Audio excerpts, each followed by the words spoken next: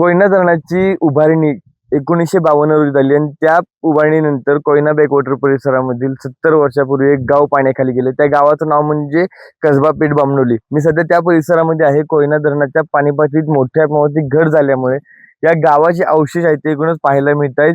दरम्यान आपण पाहतोय या ठिकाणी बांधकामात या ठिकाणी थोड्या प्रमाणावरती दगड या ठिकाणी या संपूर्ण परिसरामध्ये आपल्याला पाहायला मिळतात. 1952 मध्ये कोयना धरणाच्या उभारणीमुळे हे संपूर्ण गाव जे आहे ते जलशाहीखाली गेले. मात्र पाणी ओसरल्यानंतर आज येथे जुन्या बाजारपेठेचे चौथारी, घरांचे अवशेष, दगडी पूल, श्री भैरवनाथ मंदिर, प्राचीन मूर्ती तसेच वाड्या वस्त्यांचे अवशेष स्पष्टपणे दिसण्याकडून पाहायला मिळते.